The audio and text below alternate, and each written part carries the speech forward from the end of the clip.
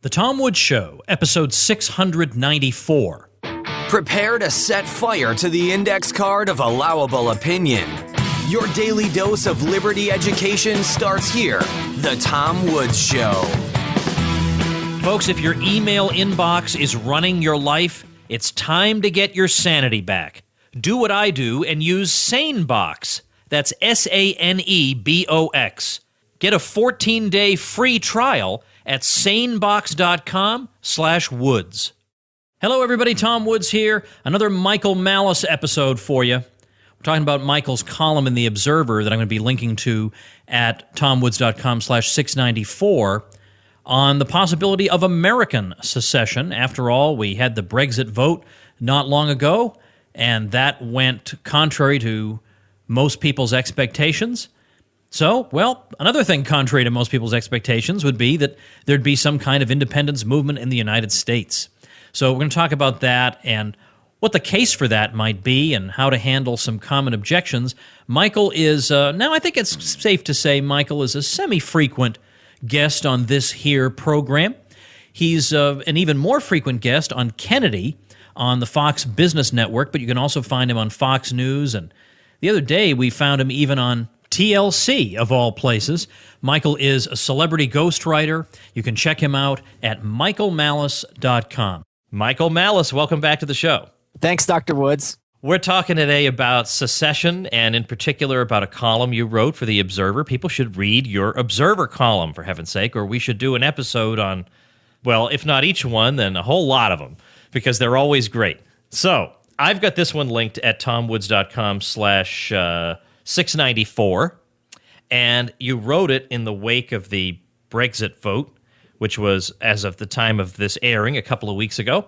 And first of all, I assume I know where you stand on this, but a few people kind of surprised me on this, so that was a good thing, right? The best possible thing. All right, so best possible thing. But on the other hand, I get some libertarians who say, yeah, sovereignty, yeah, but what difference does it make if it's crummy British politicians as opposed to crummy European ones, if they're going to have more trade protectionism and more nationalism? So maybe the EU on balance was better. What do you say to those people? I agree with them that it's not about sovereignty at all. I think sovereignty is a shibboleth when you're talking about national versus international largely. But I think what it's wonderful, it's a repudiation of the ruling caste and a moving of the Overton window. And it's telling a lot of people who are self-appointed, kind of apparatchiks that your views don't matter and you don't have the ability, you never had the right, but you don't have the ability to have absolute control as you did as of quite recently. And ideas that you feel comfortable dismissing and beneath you and you don't even have to engage with, well, the feeling's mutual and people are going to do what they like and give you the finger. Well, that's exactly how I felt. I honestly, it's secondary to me what the British government decides to do at this point. The fact that something that obviously they did not want to see happen, they being all the bad guys, they being the globalists and all that, it's miraculous that it occurred. And then, of course, it hasn't occurred yet. We don't know that they have no shame, and they don't have the kind of idea of rule of law like some Republicans like to fantasize. So you don't know what rabbits they're going to keep pulling out of their hat. Oh, that's true. I just mean that the vote came out the way it did because the much vaunted prediction markets were saying that it would be crushed. The Leave vote would be crushed. But it ended up winning. But it reminded me, I think I might have said this on Twitter, it reminded me of the TARP vote. Because at first, that in the House of Representatives, that didn't go the way they wanted. So they cajoled and twisted arms and bribed. And then they did the vote again.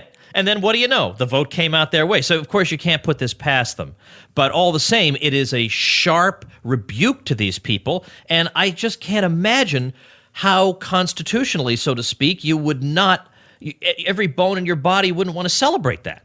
Yeah. And the other thing is what's great is it also demonstrates that they're incapable of learning from their mistakes, because in Britain, when they had the parliamentary election a year ago, literally every single pollster predicted a hung parliament between Conservatives and Labour, that neither one of them had a lead, and David Cameron had his big victory. So you would have thought they would recalibrate some extent, and someone would have picked up that this would have happened, and they didn't. So that's a very good thing that they're incapable of questioning their own assumptions, because that's how you end up losing over and over.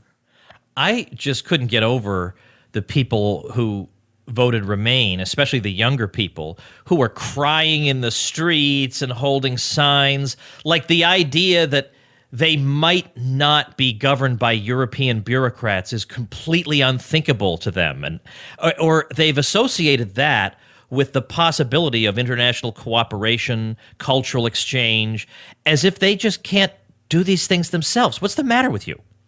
I think you're way off on that. I think I think economics doesn't have those kind of reactions to people. Like if you look at the Great Depression, people were hysterical.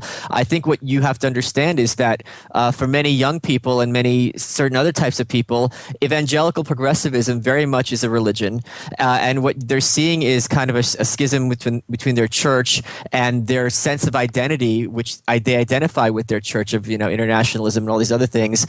They've kind of been kicked out, so this is going to cause them some kind of existential and emotional crisis. So this is not just a political thing. This is very much a spiritual thing for them. Oh, that's interesting. All right, that is an interesting way to think about it. Well, your column in The Observer is then, of course, bringing up the subject of secession in the U.S., because now, there was some talk about Texit and all that in the wake of this, and I don't see it on the horizon, obviously, but I personally think it's something that should be talked about, and I find it creepy that it's an obviously reasonable idea that, especially as you say in your column, you have people of such divergent backgrounds. Why is it taken for granted by absolutely everybody that we all have to live? It's unthinkable for us to live under 2 or 3 or 4 or 5 different systems. Why would that be unthinkable? So you favor secession of what? A state, a group of states, whatever happens, and why? What's good about that? Well, first of all, let me just talk a bit about like our debate, because me being a Hamiltonian, people are always like, "Oh, you're for one huge government."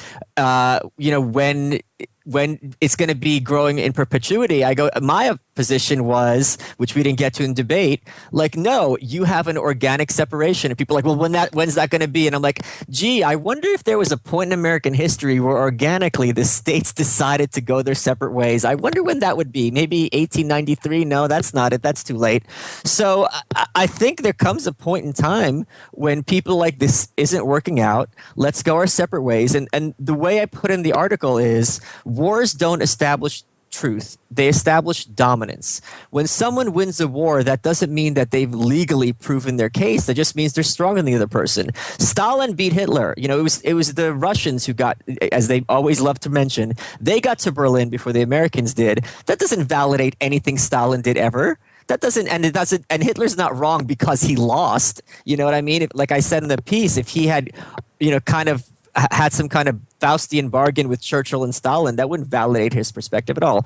So the reason that the left, although I think this is decreasingly the case, can't abide the idea of any kind of secessionism is, for them, American history quite literally starts with the Civil War. Everything before that, for people like me, I would say, like the pre-constitutional era is almost like prehistory, right? America starts with the Constitutional Convention, which is also a flawed perspective, because you got to pick the point somewhere. But the idea that once the Constitution's there, the country changes forever is also false. It's a continuum. But for them, very much it's the Civil War, because before that, we were a flawed, evil nation based on slavery, and after that, we had the redemption, and everything became wonderful. So for them, the South has to be constantly attacked and serve as their whipping boy to demonstrate their own virtue to themselves, because for them, I'm a good person because I'm not like those other people who are bad. So if you allow those bad people to leave, you don't know where to base your own morality on, and you don't know where to start your sense of history. So they have to have these people around, even if it means that they themselves have to endure regimes that in their worst nightmares they wouldn't want to have to live with. The idea of separation for these reasons is unthinkable. And their identity is based on the idea of fighting against, the George Bushes of the world. Like they're like, for many people are like, I am good because I'm opposing this bad person or idea. Humans unite much better in opposition as opposed to unity of purpose, right? Or unless that unity of purpose happens to be opposition. I mean, I'm kind of contradicting myself. So for them, the South and like white racists are really the villains, and you need them around to kind of point to and to demonstrate that you're a good person. If you allow them to go away, you kind of have blood on their hands from their perspective. And the idea is like, yeah, it's every so often you're gonna have a President Bush, or people like that. So that's why, for these types, these evangelical progressive types specifically, you constantly have to be agitating and updating your Facebook, and this is their sense of purpose, because otherwise at any moment we can return to like barbarism. What would you say to, believe it or not, there are some libertarians, you'll never believe this, who are not altogether in favor of American secession. So let me anticipate some of their objections. I'm not interested in their objection that it's not constitutional to allow secession. Right. I've handled that before, and I'm not even interested in that anymore. That's nonsense. But it is nonsense. But let's say it was just entirely that our concern is that if we allow secession, the states that will be formed out of the secession will be far less liberal in the classical sense. And so on balance, it would be a net bad for liberty. At least if we keep these bad people in the Union, we can sort of keep an eye on them. But if they get their independence, well, they'll be imposing segregation or whatever it is on everybody. Yeah, whenever you hear anyone, you kind of, let the cat out of the bag. Whenever you hear someone say keep an eye on, they're not really talking from a libertarian perspective now, are they? What would happen is if we did segregate out, and the thing is, we've never been one country culturally, ever, ever, ever, ever. We've always had at the very least two separate cultures, and we've only been regarded as a monoculture in any sense thanks to the machinations of Alexander Hamilton. Now, you say it's a bad thing, I say it's a good thing, and that's a separate issue. But it's true that it's very easy to separate out into two or more groups at least. And what would happen is you would have some period of internal migration, and one half would become more libertarian and one half would become less libertarian, or it would be a mix. But then you could further segregate out into four. So you'd have like that kind of Nolan chart where you'd have the right authoritarians and the right libertarians and the left libertarians and the left authoritarians. And people can live as they choose, and you would actually see evidence of which works better for what your personal values are. And I think that would be great for everybody. And the point is, you're saying you're not seeing in the horizon, and I disagree, and here's why. Thanks to social media, it's increasingly become the case that political discourse has broken down and become impossible in America, which I think is wonderful. Anytime there's political discourse and agreement, that can only mean more government, more laws, and more oppression. So I want a complete cessation of any political discourse, because my rights are not up for discussion, let alone a vote. My property is not up for discussion, let alone a vote. So shut up and go away. And the point I made, I had a friend of mine who's pretty left, and they were arguing with me on Facebook about this, and it's like, you know what, like, you're going to have a lot of people move. I go, wouldn't you rather have a bad neighbor than a bad roommate? And when you put it in terms like that, it's an absolute no-brainer. Yeah, I actually had never thought of it that way. That is a good way to put it. All right, I understand about what you're saying about social media, but my point is that it seems like over the past, let's say 40 years, the left takes some issue that's not even on the table, and within a generation, everybody's on board. Now, one example, it's not a perfect example because not everybody's on board, but I remember back in the late 80s, somebody saying, the environment is going to soon be a major American political issue, and I thought they were joking, that it's not even on the radar. And now the environment is all over the place, or whether it's gay marriage or transgender, or whatever. What? I really disagree, because Silent Spring came out in, 68, 69. Nixon had the EPA. I remember as a kid they were talking about acid rain and the rainforest disappearing. Yeah, but it was nowhere near. If you go back and look at like the debates between Bush and Dukakis, it barely is even a blip. No, I mean, barely. Okay. Nothing. But compared to today, where the kids are told they got to recycle everything, and they come home and they badger their parents. But a better example would be gay marriage or the transgender issue. These were not on the radar. People were not agitating for gay marriage really in 1975, and now everybody basically supports it. I'm not sure that can work in reverse. I'm not sure that the other side can say, yeah, I know nobody likes the idea of secession, but you wait, in 20 years we'll all be clamoring for you. See what I mean? I don't think it works the other way. It does work the other way. It just hasn't worked the other way because, but first of all, there's 2 points. One of the best, if not the best essays I've ever read was by someone named Paul Graham. And it's paulgraham.com/say, SAY.html.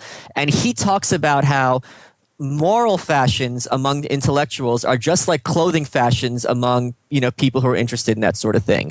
And we remember when we were younger, there would be AIDS ribbons. Every year, you're going to have a new rollout of issues, and this is a cue for people to demonstrate that they're with the program, especially on the left, because the left has the microphone.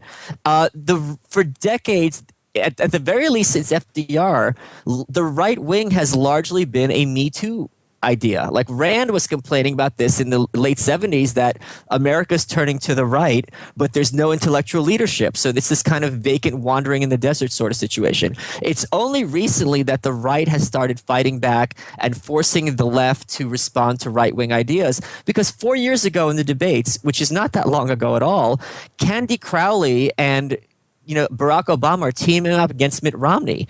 Now you had, during the primary debates, you had the Republican candidates chastising the moderators and the audience cheering. So this is the first step in having some kind of right-wing response. And you're also wrong in this sense. Things like the Castle Doctrine and things like concealed carry, these have gone from completely not on the table to almost 50 states having passed this on a state-by-state basis. So it's... Okay, yeah, no, I'll give you that. And I guess homeschooling would be another example. Homeschooling's a great... I would say, obviously this is an air quotes right idea, but medical marijuana and drug legalization, the left co-opted it for decades because Nixon's the one who introduced it. And that's been a very healthy and positive issue. And I'll just make one joking more comment. In the 70s, people were agitating for gay marriage, and those somebodies were the Libertarian Party. Yeah, that's right. But I mean, basically, numerically, nobody, and as usual, nobody noticed the Libertarian Party at that time. So, right. Yeah. So, of course, I would like to see this happen. I'd like to see people talking about it. One of my favorite moments in my own life as a public speaker came a couple of years ago at a Mises event where the Washington Post had sent a report. I guess it must have been last year. They sent a reporter to report on the Mises event on secession because Ron Paul was going to be there. And basically they expected Ron to talk about secession, and then they were going to say, Rand, your crazy old dad is talking about crazy old things. And I knew that SOB from the Washington Post was in the room, so I gave my talk basically directly to him. Yep. The whole talk was directed at him, and I was the only speaker he decided not to write about. Surprise, surprise. Yeah. Because I said, how can it be that the Iraq War, one of the dumbest decisions ever, that's just an innocent policy difference that we had with each other, no big deal. But simply saying that an arbitrary, invisible dividing line between two geographical locations and simply wanting to shift that in one direction or another, that's the thing that's unthinkable, that would get you driven out of polite society. That's incredible to me, that the Overton window is open so little, so to speak. Right. And the point I make in the piece is secession not legal from their perspective because they wanted secession for slavery purposes, right? I mean, it's obviously far more complicated than that, but that's how it's painted. So if the South, or if the North, as you know perfectly well, the Northeast wanted to secede first, and my all-time hero after Hamilton, William Lloyd Garrison, wanted to secede because he regarded the Constitution as a, quote, covenant with hell. And he said the North should secede immediately and have no partnership with this evil South. So there was clearly this idea in the air that secession is something plausible, but it's kind of like leaving an abusive marriage. It's like, the husband's hitting the wife and she gets self-esteem and she goes, I need to take this anymore. It's like, how dare you? You're beneath me. Your role is to stay here so I can hit you as much as I want. Well, she doesn't want it anymore. So the question people on the left don't really have an answer to is the reason for doing something is not necessarily of legal relevance. Do you have a right to secede? And if so, do you have to justify that right, and to whom?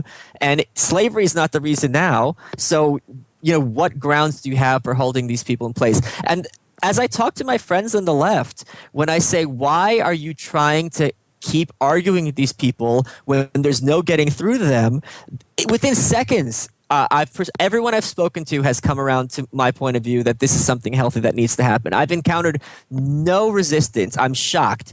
It's the easiest of all the issues I've ever talked to people on the left about to persuade them of. Yeah, and I mean, of course, when I hear people talking about secession, it's always to rally the troops, but it might be helpful for people to say to people who disagree with them, look, I wish you the best, and I hope you have a great life and everything, but this just isn't working between us. Right. And, instead of you're the devil and we want to get away from you, and maybe they are the devil, But just to get them to think in the right way, maybe it's time for us to think about living a different way and to put aside this idea that we have to build gigantic states and be ruled in a top-down fashion. Maybe there's some other option. Now, there's a lot more to talk about, but I want to thank our sponsor.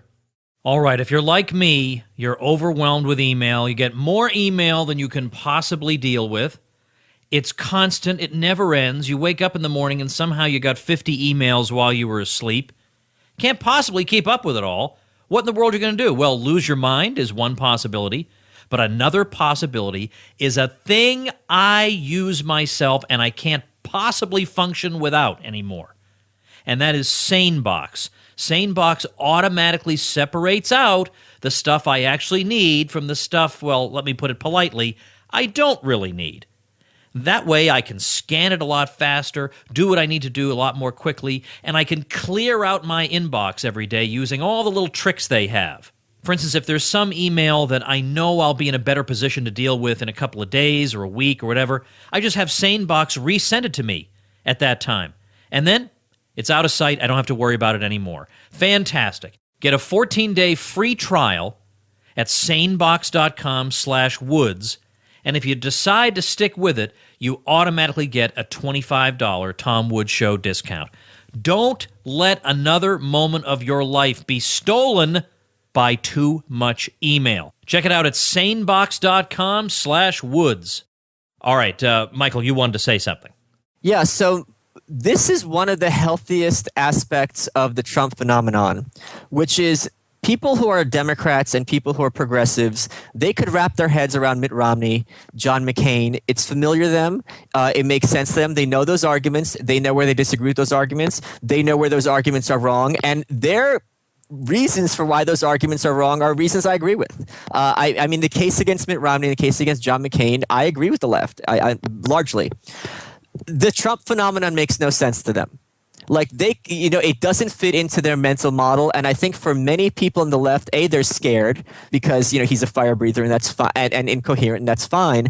But they're also scared because they've realized, wait a minute, I'm missing something because this shouldn't be happening. It's, it's kind of like back in the day with the geocentric model of the universe. It's like, it's not adding up.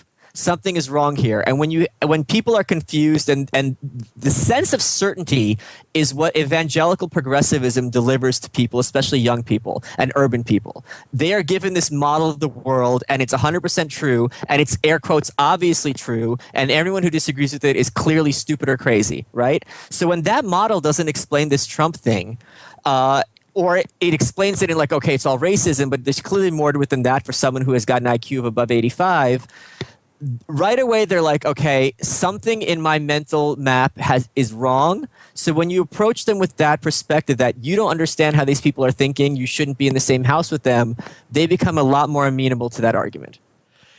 Toward the end of your piece here, you make reference to that book, What's the Matter with Kansas? Yeah. Which is, one of these hectoring progressive books about why is everybody so stupid and backward in Kansas? And, that is such an opening for me, Michael, given the 6 long years I lived in this state. And I have no doubt that there are many wonderful parts of this state that I never got a chance to see, spending almost all my time in soul-crushing Topeka. But I'm getting out, baby. In fact, by the time people hear this, I'm out. I'm gone. There ain't no more woods in Topeka. You can look all you like. We're all gone, okay? So what's the deal here? I mean, because when I looked at this at the end of your column, it's not that I'm so vain and I think this column is about me, but at the same time, I thought I wouldn't put it past that SOB to make a Kansas reference just to stick it. So just flesh that out a little bit. What that's all about. So. Yeah, it wasn't a dig at you. I'm sorry to disappoint. Barack Obama very famously made that off the record that was recorded reference to how Americans cling to their guns and religion and are xenophobes and so on and so forth. And what he was referencing was the argument to this very important book, which I haven't read, called What's the Matter with Kansas? And the premise of the book is, given that voting Democrat and being left-wing is the correct approach for middle class and poor people, why don't especially whites, middle class and poor whites, vote that way. And it tries to break down, it's basically this kind of Marxist idea of false consciousness, that you don't know what's good for you because you've been tricked by ideology or so on and so forth into doing what's counter to your own interests. So it's really this kind of air-waving shorthand dismissiveness for like, I don't know how people different from me think, but I know that they're wrong and I know that they're too dumb to realize it. So I'm going to like mansplain to them how they don't really get it and how I am, kind of the enlightened one. And again, this also harkens back to the point I make, how this is a religion, because, with Christianity or with ancient, Greek, some mystery cults, you're initiated, right? You have this moment of you're finding out the truth. And for progressives, that's the same thing. Like, they found their vision of the world, their utopia, and now they feel bad for the heretics who haven't, been saved, and it's their job to kind of bring the gospel to them. It's a barely disguised version of Christianity in the worst sense of Christianity, and I'm not taking that as a dig at Christianity at all, but they think just because they don't believe in a God literally that they're not religious, and it could not be wrong. I can't imagine any. I have friends with many born-again Christians. None of them are as aggressive in putting forth their ideology as many of my friends on the left are. If you think that there's the possibility that secession could one day be seriously discussed among Americans, and let me say it in parentheses that secession's an easy idea to grasp. It's not like we're asking them to decide Federal Reserve interest rate policy. Right. So that's one merit of the idea of secession. But what do you think needs to happen? What would the steps be? How do you start introducing it into the discussion? Where does this come from? The Heritage Foundation isn't going to support it. The Cato Institute would die 1,000 deaths before supporting it. So where does it get started? I think it gets started it's already started, because it's getting started with the increasing breakdown of discourse in Washington. You see it with things like Obama saying he's not going to, unilaterally saying he's not going to enforce immigration policy, which even the New York Times was like, under their breath, but they did say it. They're like, this is kind of unprecedented. It doesn't really pass the sniff test to us. You would see it with things like the Republicans refusing to have confirmation hearings for the Supreme Court. You saw it when the Republicans refused to raise the debt ceiling. And you're going to, like right now, I was just talking about this on Red Eye a few nights back. Hillary Clinton explicitly said during her campaign that she's going to go to Congress first to get her ideas, if she's president, to get her ideas across on guns and on immigration. And I forget there was a third one. And she said, but if Congress doesn't act, I'm just going to pass the laws anyway. So you're going to see increasingly both sides digging in their heels. Social media is increasingly forcing people to pick ideological sides and having no room for the middle. And at a certain point, it's just going to be and you saw it earlier, like last month, when the Democrats sat down on the floor of the House and demanded action for guns that way. I mean, when discourse goes away, the options are either force or exit. It's fight or flight. So I think we're seeing, Paul Ryan and Donald Trump aren't talking. As long as you're seeing people refusing to talk to each other more and more, and that's been increasing at an exponential rate in the last, let's say, 5 years, that is the path to, at some point, someone in the Democratic Party is going to be like, to hell with these, and the Republican Party, to hell with these people, let them live their own barbaric, backwards lives, fine. You want to call people barbaric and backwards, it doesn't matter what you think of me as long as you do what I want. You know what I mean? So if you can call all the names you want, as long as those people are allowed to live as their culture decides, fine. Everyone gets to be happier. The column is The Case for American Secession. I'm linking to it at tomwoods.com/694. MichaelMalice.com is Michael's website. Michael, I want to congratulate you before we go, because D.L. Hughley's book, Black Man, White House, which, of course, you had a hand in, became a New York Times bestseller, and that's a tremendous thing, and congratulations for that. Oh, thank you so much. It was it's a great book. I really enjoyed it. I don't think your audience would love it, to be fair. Well, and it may not be suitable for work, as they say. I should just warn them. It's not suitable for anybody because there's a lot of really, really offensive humor in there. But it was a hoot and a half. And to see it, as of the last time I saw, it was at number 7, which by the way is one slot above the highest your host ever reached. So, is that right? Yeah, that's super great. I mean, is that some kind of breakdown? Yeah, that's the way I look at the world. Are they above or below Woods? And that's how I look at it. So it's all about the host here. All right, thanks again for talking to me. The next time we talk, I will be speaking to you from our new little paradise. Awesome. And, it's going to be a lot of fun. And of course, once the new house is fully built, we're flying you down, and you're going to spend some time with us. Oh, in suburban Florida, huh? I got plans that night. Oh, no, look, this is going to be one area where you're going to say you were wrong, okay? And we're all going to mark it on the calendar. Okay. All right, thanks a lot. Thanks, Tom. All right, a couple things to tell you. I think we are probably getting close to the end of this terrible, terrible ordeal whereby I'm producing only 2 episodes of the show per week. I've been doing that because of the move, and it's just unbelievable to move, as many of you know. But I think pretty soon I'll be able to resume 5 episodes a week. Now, in the meantime, let me point out for you something that a Tom Woods Show listener is doing, and I hope you'll support him in and check it out. It's Liberty Weekly. LibertyWeekly.net is the site. And as you can see, it covers all kinds of important libertarian topics, and some of them involve popular culture, and others are strict libertarian and Austrian economic theory. And the goal of the site is to take the entry-level to mid-level libertarian and help that person really absorb, understand, and be able to defend the key ideas of Rothbard and the other major libertarian and Austrian thinkers. So I highly recommend it. I'm linking to it at tomwoods.com/694 as the listener website mentioned. And again, it's libertyweekly.net. So do please check that out. Remember, if you want to start a blog or website, before you do so, check out tomwoods.com/publicity so you can get a shout out from me, plus the all-important backlink on my site, plus 24 free video tutorials to get you up and running as a successful blogger. All right, the next episode, we're going to look at a few well-known people who are almost in our camp.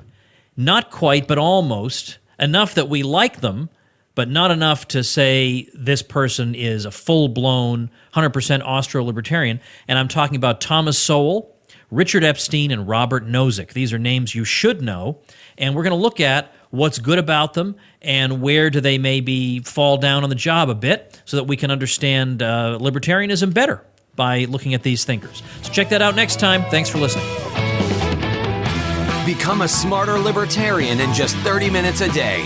Visit tomwoods.com to subscribe to the show for free, and we'll see you next time.